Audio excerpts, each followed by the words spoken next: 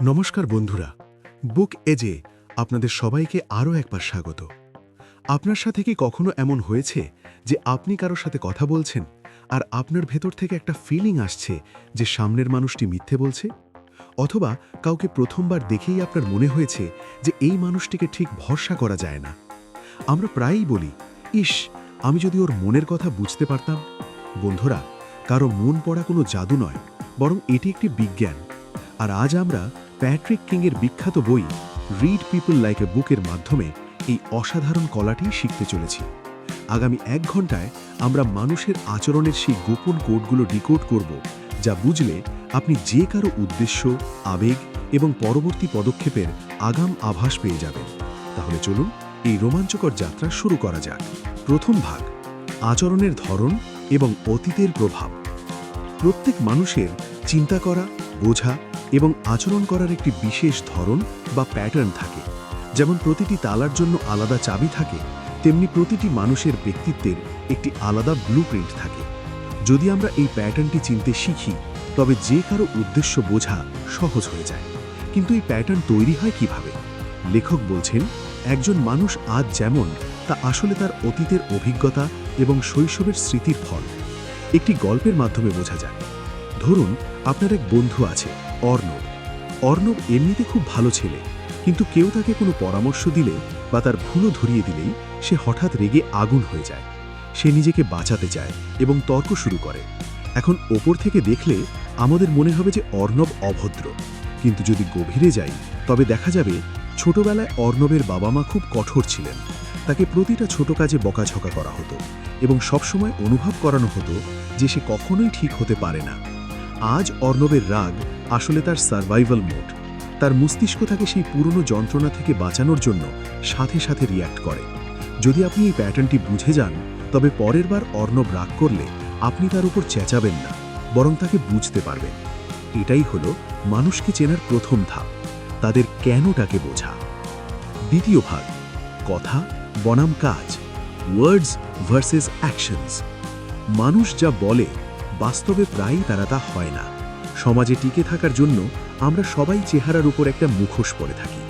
লেখক বলছেন, আপনি যদি সত্য জানতে চান, তবে কথা শোনা বন্ধ করুন এবং মানুষের কাজের দিকে লক্ষ্য রাখুন। ভাবুন, আপনার অফিসের কোনো সহকর্মী বলছে, লোকে আমার সম্পর্কে কি ভাবলো তাতে আমার কিচ্ছু যায় আসে না। কিন্তু মিটিংয়ে তার সামান্য সমালোচনা হলেই সে দিনের পর দিন মন খারাপ করে বসে থাকে। এখানে তার কথা আর তার আবেগ মিলছে না। এর মানে হলো, সে নিজেকে শক্ত দেখাতে চায়, কিন্তু ভেতর থেকে সে অত্যন্ত সংবেদনশীল। যখন আপনি মানুষের কথা এবং কাজের মাঝখানের এই পার্থক্য লক্ষ্য করতে শুরু করবেন, তখন আপনি তাদের নকল ব্যক্তিত্ব সহজেই চিনে ফেলবেন। তৃতীয় ভাগ, বডি ল্যাঙ্গুয়েজ এবং মুখের অভিব্যক্তি। এবার কথা বলা যাক সেই ভাষা নিয়ে যা কখনো মিথ্যে বলে না, বডি ল্যাঙ্গুয়েজ। কথার চেয়েও অনেক বেশি শক্তি থাকে আমাদের শরীরের ভাষায়। মুখের সূক্ষ্ম সংকেত, মাইক্রো এক্সপ্রেশনস। আপনি কি কখনো কারো নকল হাসি ধরে ফেলেছেন? যখন কেউ সত্যি খুশি হয়, তখন তার চোখের কোণায় হালকা ভাঁজ পড়ে, কিন্তু নকল হাসি শুধুমাত্র ঠোঁট পর্যন্তই সীমাবদ্ধ থাকে। একটি উদাহরণ নেওয়া যাক। আপনি আপনার কোনো আত্মীয়কে জিজ্ঞেস করলেন, আপনি কি খুশি? সে উত্তর দিল, হ্যাঁ, খুব খুশি। কিন্তু ঠিক সেই মুহূর্তে সে তার নজর নিচে নামিয়ে নিল, তার কাঁধ দুটো ঝুলে গেল এবং সে নিজের ঘাড় চুলকাতে শুরু করল। বন্ধুরা, এটা একটা রেড ফ্ল্যাগ। ঘাড় চুলকানো প্রায় অস্বস্তি বা নিরাপত্তাহীনতার লক্ষণ। তার শরীর চিৎকার করে বলছে যে সে দুঃখী, যদিও তার মুখ অন্য কথা বলছে। হাত ও পায়ের আশা। যদি আপনি কারো সাথে কথা বলছেন আর তার পায়ের পাতা দরজার দিকে ফিরে থাকে, তবে বুঝে নিন সে এই আলোচনা থেকে পালাতে চাইছে।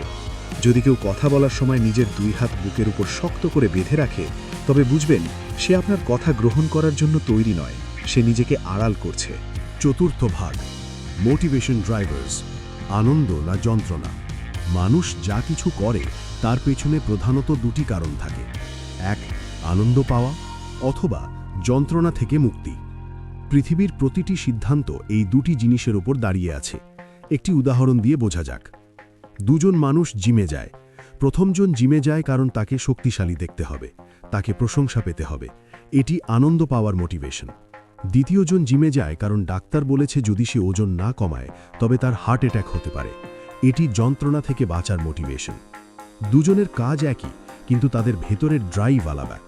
আপনি যদি কাউকে কোনো কাজ করতে রাজি করাতে চান, তবে আপনাকে চিনতে হবে যে তাকে লাভ বেশি টানে নাকি ক্ষতির ভয়। পঞ্চম ভাগ, ম্যাসলোর চাহিদার পিরামিড বা ম্যাসলোজ হায়ারার্কি। লেখক এখানে অ্যাব্রাহাম ম্যাসলোর তত্ত্বের কথা উল্লেখ করেছেন। আমাদের বুঝতে হবে যে প্রতিটি মানুষ তার চাহিদার আলাদা আলাদা স্তরে দাঁড়িয়ে আছে। 1. শারীরিক চাহিদা। যদি কেউ খিদে বা টাকার অভাবে কষ্টে থাকে, তবে আপনি তার সাথে দর্শন বা বড় বড় ভিশন নিয়ে কথা বলতে পারবেন না। তার পুরো আচরণ হবে টিকে থাকার লড়াই। 2. নিরাপত্তার চাহিদা। এমন মানুষ সবসময় ঝুঁকি নিতে ভয় পাবে। সে তার চাকরি আর ঘর বাঁচানোর জন্য যে কোনো আপোষ করতে পারে। 3. সামাজিক চাহিদা। এই স্তরে মানুষের ভালোবাসা আর সম্পর্কের প্রয়োজন হয়। সে কোনো দলের অংশ হতে নিজের আসল রূপও লুকিয়ে ফেলতে পারে। 4. আত্মসম্মান। এই স্তরে মানুষের সম্মান চাই। সে নিজের যোগ্যতার প্রমাণ দিতে চায়। এখানে তার প্রতিটি কাজ হবে তার ইমেজ বা ভাবমূর্তির সাথে যুক্ত। যখন আপনি জেনে যাবেন যে সামনের মানুষটি কোন স্তরে আছে, তখন আপনি তার সিদ্ধান্তের সঠিক আন্দাজ করতে পারবেন। ষষ্ঠ ভাগ, ইগো এবং ডিফেন্স মেকানিজম বা ইগো প্রোটেকশন। আমাদের অহংকার বা ইগো খুব নাজুক হয়। যখনই এতে আঘাত লাগে, আমাদের মস্তিষ্ক ডিফেন্স মেকানিজম সক্রিয় করে দেয়। প্রজেকশন, নিজের ভুল অন্যের উপর চাপানো। আমি দেরি করিনি, ট্রাফিকটাই খারাপ ছিল, অথবা আমি রাগ করিনি, ও আমাকে উস্কে দিয়েছিল। ডিনায়াল, সত্যিটাকে মানতে অস্বীকার করা। আপনি লক্ষ্য করে থাকবেন কিছু মানুষ ঋণে ডুবে থাকে, তবুও দামি জিনিস কেনে এবং বলে সব ঠিক আছে। ডিসপ্লেসমেন্ট, বসের রাগ স্ত্রী বা সন্তানদের উপর ঝাড়া।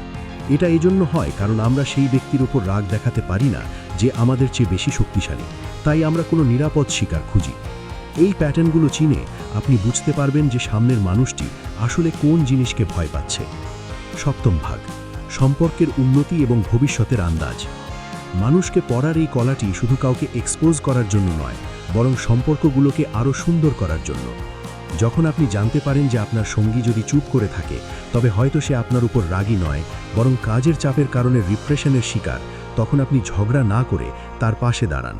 যখন আপনি বোঝেন যে আপনার বস যদি কড়া হন, তবে হয়তো তিনি নিজের নিরাপত্তার চাহিদা নিয়ে চিন্তিত, তখন আপনার কাজ করার ধরন বদলে যায়। বন্ধুরা, মানুষের স্বভাব সমুদ্রের মতো গভীর। প্যাটিক কিং আমাদের শেখাচ্ছেন যে উপরের ঢেউ দেখবেন না, নিচের স্রোত বা মনস্তত্ত্ব বুঝুন। অভ্যাস করুন, মানুষকে বিচার না করে পর্যবেক্ষণ বা অবজার্ভ করতে শুরু করুন। যদি আপনাদের আমাদের এই ডিপ ডাইভ সামারি পছন্দ হয়ে থাকে, তবে বুক এজকে অবশ্যই সাবস্ক্রাইব করবেন। আপনার একটি লাইক এবং একটি কমেন্ট আমাদের এমন আরও অনেক জীবন বদলে দেওয়া বই আপনাদের কাছে নিয়ে আসতে উৎসাহিত করে। যদি আপনারা আমাদের সাপোর্ট করতে চান, তবে মেম্বারশিপ বা ইউপিআই এর মাধ্যমে যুক্ত হতে পারেন। মনে রাখবেন, মানুষকে পড়তে পারা একটি মহা ক্ষমতা। এর ব্যবহার সাবধানে এবং সহানুভূতির সাথে করবেন। দেখা হচ্ছে পরের ভিডিওতে নতুন বই আর নতুন শিক্ষার সাথে। ততক্ষণ পর্যন্ত শিখতে থাকুন আর এগিয়ে চলুন। ধন্যবাদ।